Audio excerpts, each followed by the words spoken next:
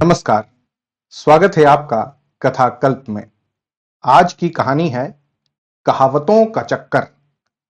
रचनाकार हैं हरिशंकर परसाई और स्वर है प्रवीण दीक्षित का।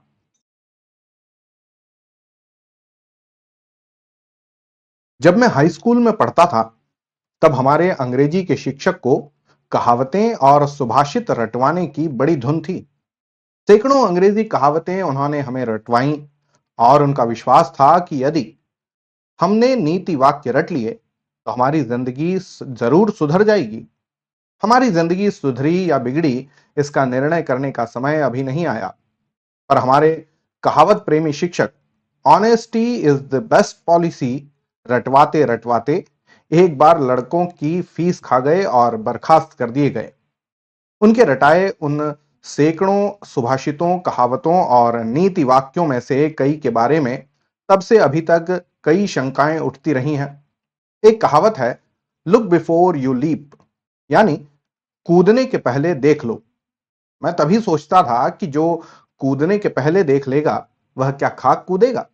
उसकी हिम्मत भी होगी? जिसे कूदना है उसे बिना देखे कूद ही जाना चाहिए। Leap before you look. एक और कहावत रटाई गई थी, a man is known by the company he keeps, यानी एक व्यक्ति उस वजह से जाना जाता है जिस तरह की कंपनी वह रखता है। कहावत ठीक ही है, पर पीछे हमने ऐसे कई आदमी देखे जिनकी पत्नियां अनेक उल्लेखनीय और गोपनीय कारणों से चर्चा का विषय बन जाती हैं। एक ऐसे जोड़े को नजदीक से जानते थे। पत्नी कितनी ही समितियों में जाती, भाषण देती और खूब नाम कमाती। पति महाशय को पहले कोई नहीं जानता था, पर अब तो सभी जानने लगे। फला देवी के ही पति यही हैं। तब हमें लगा ज्यादा ठीक कहावत यूं होती, अ man is known by the wife he keeps. एक और कहावत रटी थी, blood is thicker than water, यानी रक्त थिकर होता है, मतलब भारी होता है पानी से, या गाढ़ा होता है पानी से। पिछले साल की बात है। एक सज्जन बड़े पूर्ण कंठ यानी फुल थ्रोटेड मार्क्सवादी थे। होटलों में बैठकर युवकों को द्वंद्वात्मक भौतिकवाद समझाते थे। एक चुनाव में उनके बड़े भाई जनसंघ की ओर से चुनाव के लिए खड़े हुए। हमारे मार्क्सवादी भाई उम्मीदवार को छोड़कर प्रतिक्रियावादी भाई का प्रचार करने लगे। लोग हैरत में थे, कहते, बड़ा आश्चर्य है, यह तो मार्क्सवादी था। हम समझ गए, blood is thicker than Marxism. एक सुभाषित जिसने अभी तक परेशान किया है, लव द नेबर, यानी अपने पड़ोसी को प्यार करो। अच्छी बात है, करेंगे, पर क्यों? हर पड़ोसी को प्यार क्यों करें? यह हमारा पड़ोसी हमारे द्वार के सामने कचरा फेंकता है, उसे तो हम प्यार करें। और हमसे चौथे मकान में तहसीलदार का मुंशी रहता है, गऊ आदमी है, उसे प्यार क्यों नहीं करें? ऐसे ही प्रश्न तब मेरे बाल मन में उठते थे। परेशान था कि आखिर इस सुभाषित का प्रयोजन क्या है। मेरे पड़ोस में मेरा सहपाठी प्रकाश चंद्र रहता था। वह गणित में बहुत होशियार था और मैं गणित में बहुत बुद्धू, क्योंकि मुझे तो लेखक के व्यर्थत्व संस्कार डालने थे। प्रकाश मुझे गणित के पर्चे में नकल कराता था। मुझे यह समझ में आया कि सुभाषित में पड़ोसी को प्यार करने की सलाह इसलिए दी गई है कि यदि पड़ोसी गणित में होशियार हुआ और तुम कमजोर हुए तो वह तुम्हें नकल कराएगा। फिर एक दिन अचानक यह सुभाषित मेरी नजर से गिर गया। उस दिन सुना कि गणेश बाबू पिट गए। बड़ों की बातों से जाना कि वे पड़ोस में रहने वाली एक स्त्री से प्यार करने लगे थे। आज दोपहरी में वे उसकी हथेली अपने हाथ में लेकर उसका भाग्य पढ़ रहे थे। इतने में ही उनका भाग्य निर्णय हो गया। उसके भाई ने देख लिया, बाप ने पुकारा और बाप बेटे ने गणेश बाबू को पीटा।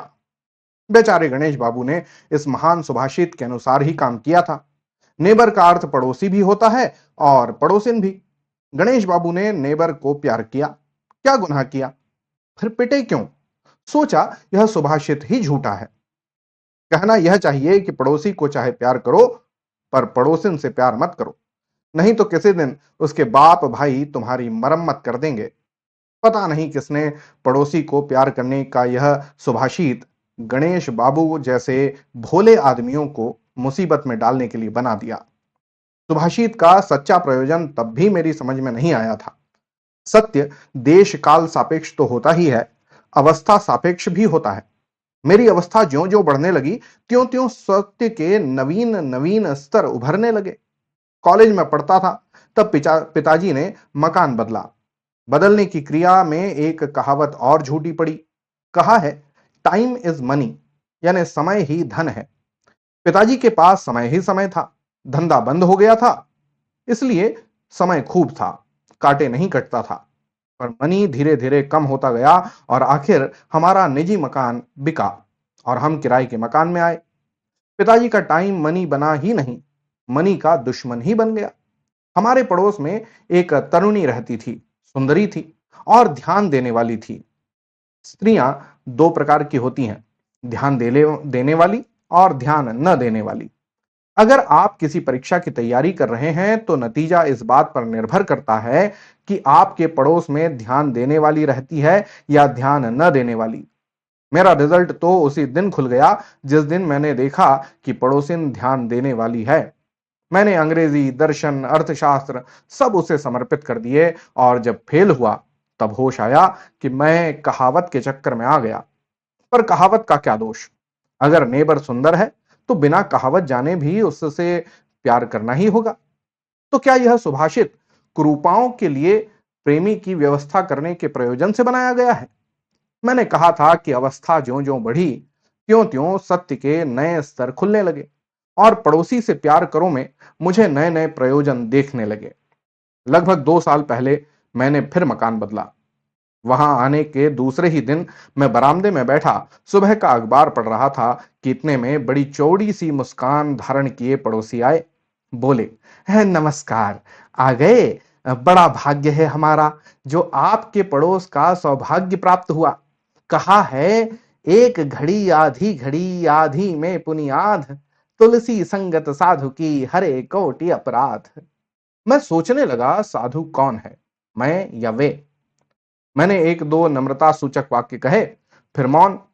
फिर मैंने कहा कि आज मौसम अच्छा है, कल खराब था, शायद कल और अच्छा रहे, फिर मौन। तब मैंने कहा, यद्यपि मकान में कुछ असुविधाएं हैं, फिर भी सुविधाएं हैं। सामने मैदान नहीं है, पर मैदान भी किस काम का। खिड़कियां कम हैं, पर ज्यादा खिड़कियां होना भी ठीक नहीं। वे जी हां कहकर सहमति जतलाते रहे। फिर हम मौन। इस बार मौन तोड़ा। बोले, और क्या समाचार हैं? सब ठीक है, मैंने कहा। वे अखबार की ओर देखते हुए बोले, वीटो तो हो गया। मैं मकान और मौसम की बात से एकदम अंतरराष्ट्रीय राजनीति पर कूद पड़ने को तैयार नहीं था। पूछा, कैसा वीटो? वे बोले, सुरक्षा परिषद में कश्मीर संबंधी प्रस्ताव को रूसों ने वीटो कर दिया ना। मैंने कहा, हाँ हाँ, कल के अखबार में पढ़ा था। वे बोले, हाँ, डिटेल्स आज के अखबार में होंगे। यह आज का ही अखबार है ना? देखूं जरा। मेरे हाथ से उन्होंने अखबार ले लिया और बोले, अच्छा, आप फ्री प्रेस लेते हैं? It is a great paper. मैं पहले इसी को लेता था।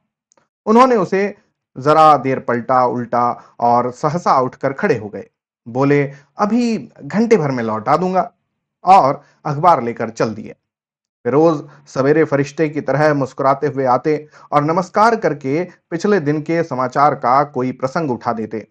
और क्या समाचार है? सब ठीक है। मोहम्मद अली तो हटा दिए गए? हाँ, कल पढ़ा तो था। अब क्या हो रहा है पाकिस्तान में?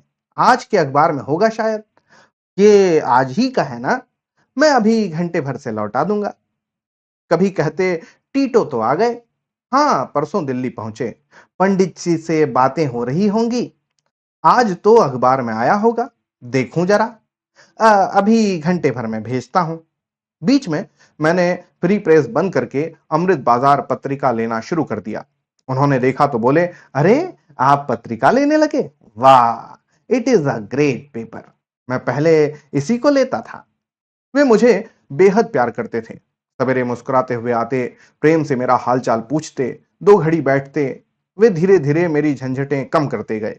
अब वे अखबार वाले को रोक कर पहले ही अखबार ले लेते और फिर पढ़कर मेरे पास लाते और बतला देते कि क्या क्या खास बात पढ़ने लायक है। इस तरह व्यर्थ का बहुत सा पढ़ने से मुझे बचा लेते। कभी कभी उनके बच्चे भी अपने ढंग से अखबार पढ़ डालते। तब वे मेरे पास आकर कहते, ए साले बच्चों ने अखबार फाड़ डाला, मेरी तो नाक में दम है। खैर, कोई खास बात नहीं थी, मुख्य समाचार ये थे। वे समाचार सुना जाते। इस तरह मुझे पढ़ने का परिश्रम नहीं करना पड़ता। फिर वे शाम को अखबार दोबारा बुलाने लगे। फिर यह सोचकर कि पुराने बेकार अखबार को वापस करके मेरे छोटे कमरे क्यों कचरा जमा करूं, वे अखबार अपने ही घर रखते जाते।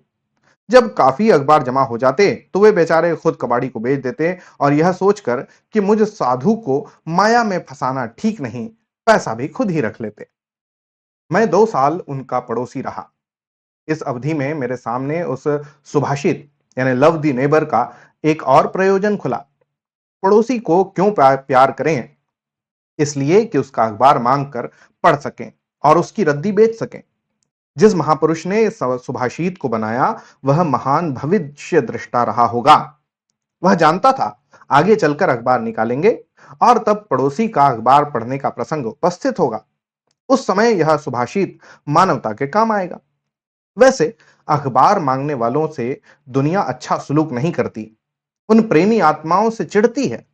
पर मेरा विश्वास है कि अखबार मांगने वाले पड़ोसी से बढ़कर आपका शुभचिंतक दूसरा नहीं।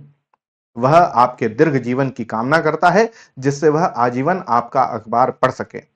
वह आपसे पहले संसार से विदा होना चाहता है ताकि वह एक दिन भी बिना अखबार पढ़े इस दुनिया में न जिए। मेरा विश्वास है कि लंबी उम्र के लोगों के जीवन का अध्ययन किया जाए तो मालूम होगा कि पड़ोसियों को अखबार देने वाले लोग ही लंबी उम्र पाते हैं। अखबार मांग कर लेना और उसे रखे रहना कोई अनैतिक काम नहीं है। असल में इन चीजों की नैतिकता दूसरे किस्म की होती है, जिसे एजी गार्डनर ने अम्ब्रेला मॉरल्स कहा है, यानी छाते की नैतिकता। यह है कि पानी गिरते में आप अपने दोस्त का छाता ले गए और फिर लौटाया नहीं, तो यह हड़पना नहीं हुआ, आप लौटाना भूल गए बस। किसी की पुस्तक मांग कर पढ़ने के बाद हम उसे लौटाते नहीं हैं। हम क्या उसकी पुस्तक दबा लेते हैं? नहीं, हम महज उसे लौटाना भूल जाते हैं। इस नैतिकता का मसीहा वह आदमी था जो अपने दोस्त को अपना पुस्तकालय दिखाने ले गया। हजारों बढ़िया पुस्तकें थी। मित्र देखकर दंग रह गया। बोला, बड़ा भारी स्टॉक है आपके पास पुस्तकों का, पर ये ऐसी बेतरतीब पड़ी हैं, इन्हें आप अलमारियों में रखें। जवाब मिला, सो कैसे हो सकता है? पुस्तकें तो मांगे से सब दे देते हैं, पर कोई अलमारी तो देता नहीं है।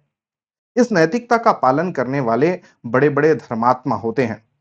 गार्डनर ने ही कहा है कि एक सर्वश्रेष्ठ धर्मोपदेशक पादरी पहले दर्जे के डब्बे में मरे पाए गए।